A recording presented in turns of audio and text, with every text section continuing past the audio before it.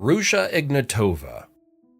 In 2016, a woman in a glittering dress stepped on stage at Wembley Arena and promised to change the world. Her name was Ruja Ignatova, a lawyer with a PhD, fluent in multiple languages, and armed with a pitch that felt unstoppable. She called it OneCoin, a new cryptocurrency that would dethrone Bitcoin. Investors rushed in. She held conferences in Dubai, London, Singapore. Celebrities endorsed her.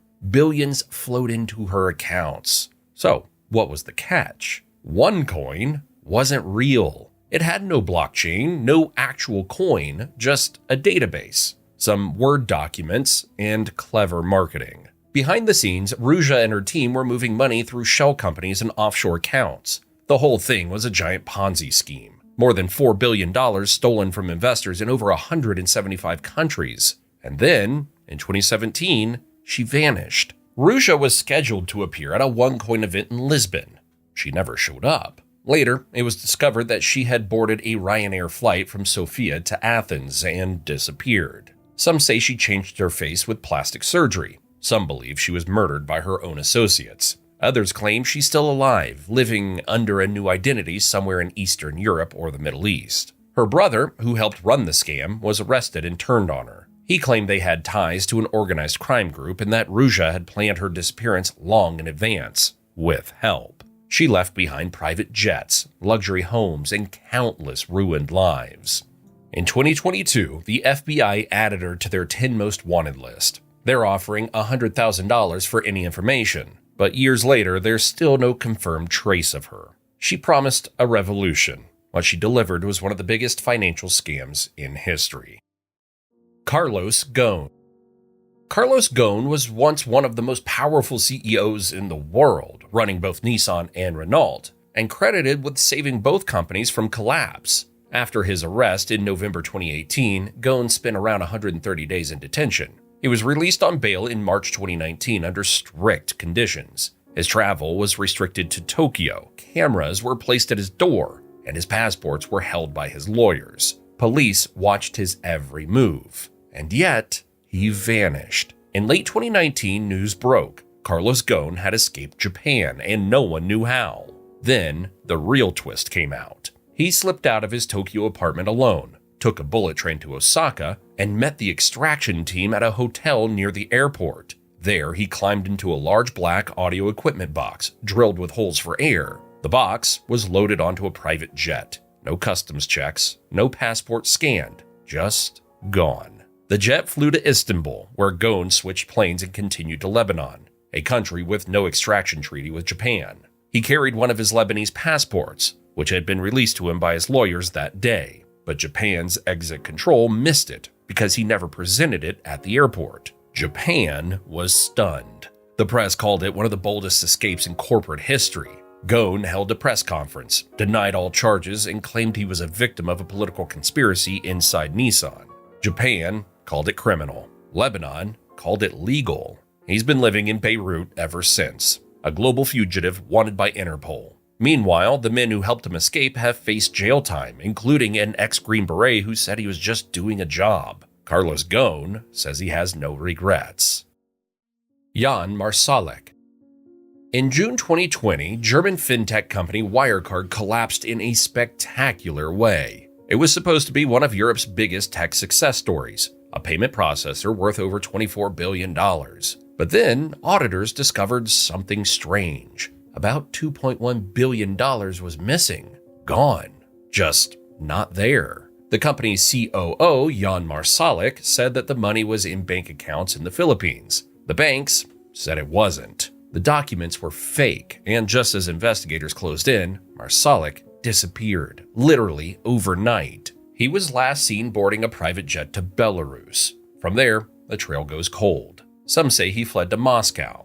Others claim he slipped into Lebanon or Dubai. Wherever he is, he hasn't used his real passport since. Marsalek wasn't just a finance guy. Behind the scenes, he had deep connections to intelligence services, private military contractors, and shadowy networks across Europe. He reportedly bragged about having access to chemical weapons formulas and claimed he had contracts inside Russian intelligence. Some sources believe those contacts helped him vanish and are now protecting him. Interpol issued a red notice, basically an international alert asking police worldwide to find and arrest him. He's officially wanted for fraud, embezzlement, and market manipulation, but that hasn't stopped the theories. There are reports he's living under a fake identity, possibly guarded by Russian agents. Others think he's still moving around, using multiple aliases and protected by people who have a lot to lose if he's caught. Wirecard's collapse was one of the biggest financial scandals in European history. Billions vanished. To this day, Jan Marsalek remains one of the most wanted financial fugitives in the world,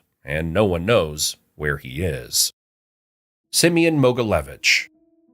He's been called the most dangerous mobster in the world. Mogilevich ran one of the largest organized crime networks ever seen. Arms trafficking, financial fraud, drug smuggling, and allegedly even nuclear material deals. His influence stretched from New York to Budapest to Moscow. And he didn't do it from the shadows. He operated in the open, attending public events, holding press conferences, and even appearing on TV. In the 1990s, Mogilevich built a fake company called YBM Magnex, listed on the Toronto Stock Exchange. Investors poured in over $150 million. The company claimed to manufacture industrial magnets. In reality, the magnet business was just a cover. The sales were fake, the customers didn't exist, and it was all a front for money laundering. When the FBI and Canadian authorities finally raided the company's offices, the whole scheme came crashing down. But Mogilevich had already disappeared. By the time charges were filed, he was back in Russia, and that's where it gets complicated. Mogilevich is believed to be protected by high-level political connections. He's even been photographed with top officials, including Vladimir Putin. He's reportedly lived freely in Moscow for years, untouchable and unbothered, despite being on the FBI's most wanted list until 2015. U.S. law enforcement has accused him of racketeering, securities fraud, and wire fraud. But Russia has refused to hand him over. He was briefly arrested by Russian authorities in 2008, but released a year later without explanation. Some say he's retired, others believe he still has his hands in everything, especially in complex financial crimes across Eastern Europe. The FBI once offered a $100,000 reward for information leading to his arrest, but no one came forward. Mogilevich is still believed to be in Russia, still living comfortably, still considered by many to be the boss of bosses. The Lazarus Group. They don't wear masks or carry guns, but they've pulled off some of the biggest heists in history. The Lazarus Group is North Korea's most notorious state-sponsored hacker group. They've been linked to attacks on banks, governments, cryptocurrency platforms, and even Hollywood studios. Their mission? Simple. Bring in money. A lot of it, no matter how. Their work first caught global attention in 2014, when Sony Pictures was hacked after producing a comedy about the North Korean leader Kim Jong-un. Thousands of international emails, scripts, and unreleased films were leaked. The FBI pointed to Lazarus. North Korea denied it, but the message was clear. This was cyber warfare. Then came WannaCry. In 2017, hospitals, rail networks, and businesses in over 150 countries were hit by a massive ransomware attack. Files were locked, systems shut down, and the only way out was to pay in cryptocurrency. If they didn't, everything was gone. Once again, all signs pointed to Lazarus. But that wasn't the end of it. If anything, they were just getting started. Over the next few years, Lazarus stole hundreds of millions in cryptocurrency from exchanges, wallets, and financial apps. In 2022, they were linked to a $620 million hack of a blockchain gaming platform, one of the biggest crypto thefts in history.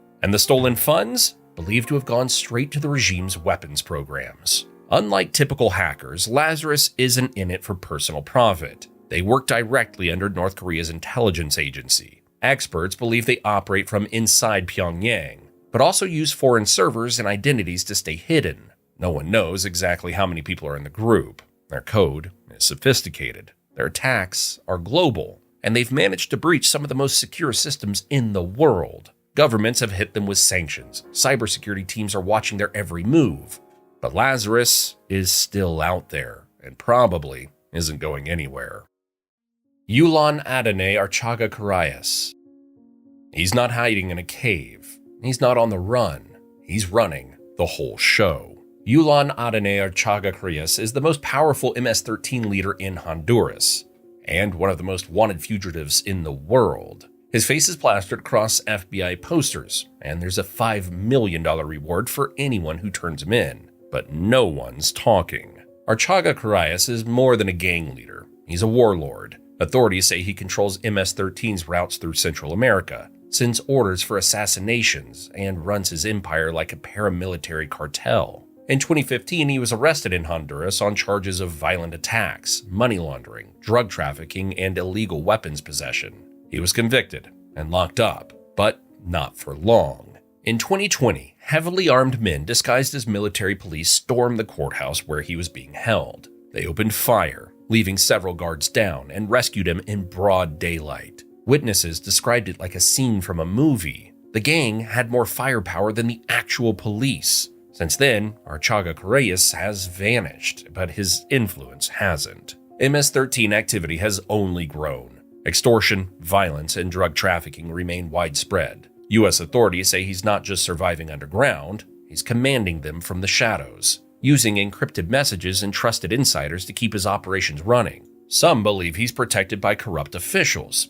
Others think he moves between remote areas, guarded by a private army. What's certain is that no one's been able to touch him. The FBI considers him armed, dangerous, and possibly surrounded by violent followers. Despite the reward, despite the global manhunt, Julian Archaga Crias remains untouchable.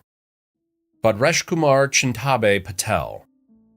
It was just before midnight on April 12, 2015, in Hanover, Maryland. The donut shop was nearly empty. Bhadresh Kumar Chintabe Patel and his wife Palak were working a late shift. Security footage shows them moving calmly behind the counter. No signs of conflict, no shouting, nothing unusual. Then they walked together into the back kitchen. Minutes later, only Patel came out. What happened inside that kitchen remains one of the FBI's most chilling mysteries. Investigators say the couple had been arguing about her desire to return to India. Patel didn't want to go back, and something in that moment snapped. He left the store, walked back to their shared apartment, packed a few things, and vanished into the night. By the time police arrived, Patel was already gone. Authorities believe a relative may have helped him get out of Maryland. From there, he could have slipped into New Jersey, possibly New York. Surveillance cameras later caught him checking into a hotel near Newark Liberty International Airport. Some reports say he may have fled the country.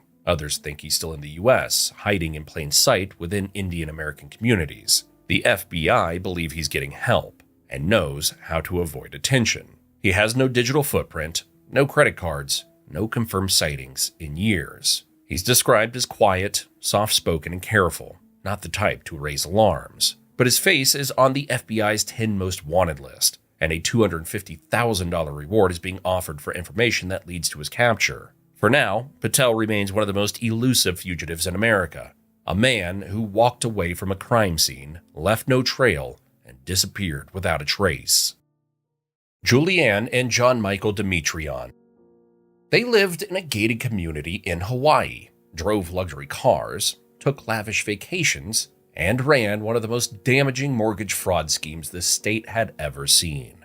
Julianne and John Michael Demetrion weren't your average fugitives.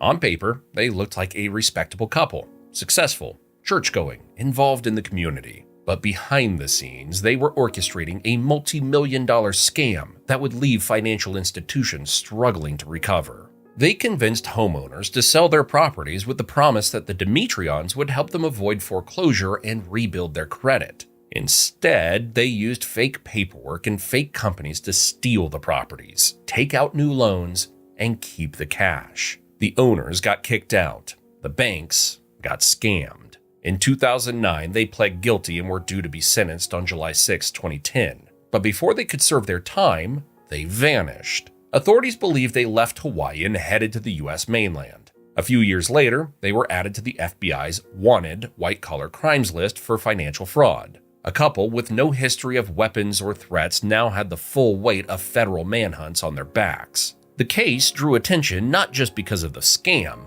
but because of how completely they disappeared. No credit cards, no social media, no digital trail. Some believe they had help, possibly from others in their community who didn't want to believe the truth. Despite tips and sightings, the Dimitrians have managed to stay off the radar for over a decade. Bekele Bunwar. He's known by many names: Colomo, Pacho, Pachito, Swile, but authorities across Europe know him as Sami Bekele Bunwar, a suspected contract killer linked to multiple assassination attempts. He was born in Spain but had ties across borders, holding both Spanish and Moroccan passports. He spoke Dutch, Spanish, French, Moroccan Arabic, possibly even English. Blending in was never a problem. In June 2024, authorities in the Netherlands linked him to an attempted contract attack in Haarlem. The intended target? An Iranian activist and publicist. But that wasn't his first suspected operation. In 2021, Bunwar was allegedly involved in a fatal targeted assault in Capelle aan den IJssel, Netherlands. Then, in November 2023, a former Spanish politician was seriously injured in Madrid. Investigators believe Bunwar played a role in that attack as well. Bunwar has been on the run since. His last known residences were in the Netherlands, primarily Rotterdam, but also Schiedam and 's-Hertogenbosch. However, sightings have placed him in Colombia, Brazil, Turkey, Spain, and Qatar in recent years. Dutch authorities have issued a €50,000 reward for information leading to his arrest. Despite the international manhunt, Bunwar remains out of reach. Now imagine you'd have to escape North Korea. How would you do it? Well, to get some inspiration, watch the video you now see on the screen. Thanks for watching.